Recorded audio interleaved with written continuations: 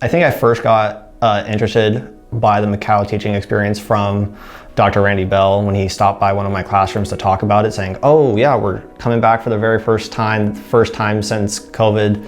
So the fact that I was able to go travel to Asia and teach, it felt like I was knocking out two birds with one stone. So the idea is these schools teach half of their courses in English, and part of their identity is that they emphasize English instruction, and not just any English instruction, but actually teaching content, teaching math, teaching science, teaching social studies in both English and Cantonese. Because of this, they really want to have native English speakers in the classroom and are willing to support our students to go over to co-teach alongside their mentor teacher for a term. And that is the Macau teaching experience.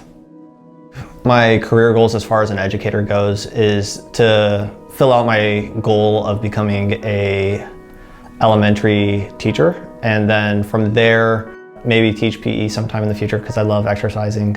For the people who are in the College of Education, it's a great way to get teaching experience in a different country. But also just in general, you get to see on how a different country operates, different schools operate, and different cultures operate as far as teaching goes. Being in the education field, wanting to possibly teach abroad, I was like, this is a perfect opportunity. This is something I need to look into, I can't pass up. But when I was on my experience, I was with one girl who was an agricultural sciences major and another guy who was an engineer. And in them talking about it, made me realize and learn a lot too, the value of education and the skill of just being a good educator. Both of them are in these other fields that aren't education, but still have education components applied to them. I would say one way that the Macau teaching experience helped me in my preparation or the start of me becoming a teacher is learning how to deal with classroom management. I know one of the things that I was most scared about, and still kind of am scared about when becoming a teacher, is classroom management. And just being able to get just a little bit of practice over there of learning on how to manage a classroom and the certain tricks that they use to manage a classroom, it was super helpful. If you want to do one thing that will make you a better teacher, it's to have an experience teaching internationally. The benefits to this arrangement are just amazing for both parties. For our students here at OSU, they get to live in another country for a term, they get all their expenses paid for, and they get the opportunity to build their teaching repertoire. So they get a chance to teach many different classes, many different types of students. And of course, we're talking international students, so they get this cultural experience wrapped up in a teaching experience. And so it's a win-win situation. So a typical day at the Hukong Premier School was, most days I would have gate duty.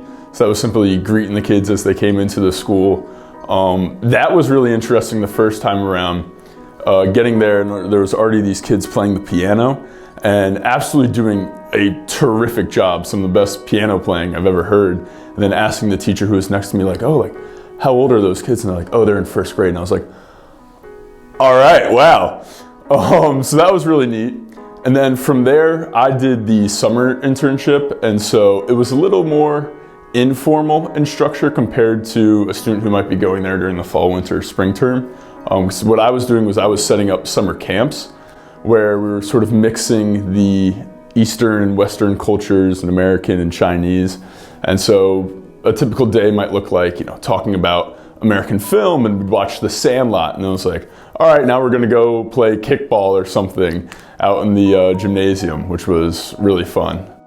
What surprised me the most was, from the internship and school aspect, was how easy the language barrier already was. The students there have been learning English since they were in first grade, and the students I was working with was 5th all the way up to 11th. So by the time I was working with them, their English was really impressive.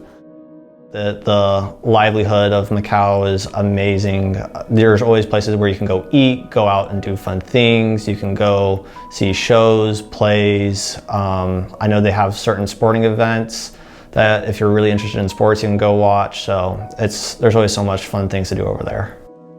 Yeah, so I absolutely loved working and living in China, especially Macau, with it being such a small, densely populated region. It was super easy to get everywhere and that sort of thing. Where I lived, my apartment to the school was like a block away. So I could just, walk over, 5 minutes away from when I actually had to be there, which was nice. I would 100% recommend this experience to other OSU students. There's just such a value in getting educational skills. You don't have to have a desire to be a teacher or anything like that in the future, but there's something to be said about having the skill to teach something to someone effectively and being an effective communicator. And it's one thing to go to a school here in America and try to do that. It's another thing to go to a school in China and really try to learn, how do I communicate these lessons to people in the sense that they understand it and can succeed in them.